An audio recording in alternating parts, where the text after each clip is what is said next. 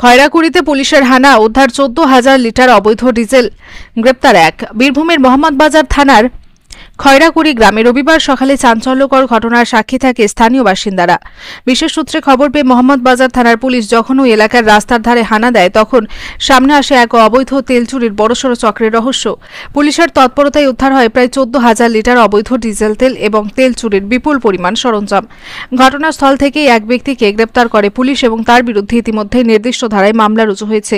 সূত্রের খবর, উদ্ধার হওয়া জিনিসপত্রের মধ্যে রয়েছে একটি 12 চাকা তেল ট্যাঙ্কার গাড়ি, একটি 4 চাকা তেল ট্যাঙ্কার গাড়ি, প্রায় 50টি তেলের ড্রাম, একটি টুলু পাম্প, বেশ কিছু পাইপ ও 5টি বালতি। পুলিশের প্রাথমিক অনুমান, এই তেল চুরির চক্রটি দীর্ঘদিন ধরে এলাকায় সক্রিয় ছিল এবং রাজ্যের বিভিন্ন জায়গায় অবৈধভাবে ডিজেল পাচার করত।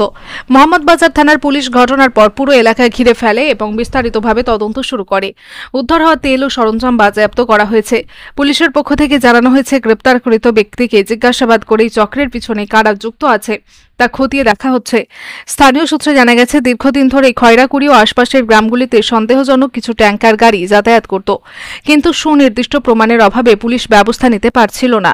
অবশেষে বিশেষ সূত্রে খবর পেয়ে সফল হয় এই অভিযান। এই বিপুল পরিমাণ অবৈধ ডিজেল উদ্ধার হওয়ার খবর ছড়িয়ে পড়তেই এলাকায় চাঞ্চল্য ছড়িয়ে পড়ে। গ্রামবাসীরা পুলিশের এই উদ্যোগের প্রশংসা করেছেন এবং ভবিষ্যতে এমন অবৈধ কর্মকাণ্ডের বিরুদ্ধে কঠোর পদক্ষেপের দাবি জানাচ্ছেন।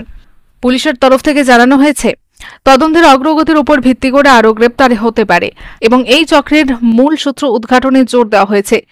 ঘটনাটি এখন মোহাম্মদবাজার থানার পুলিশের বিশেষ নজরদারিতে রয়েছে। Janakantha TV news, Birbhum.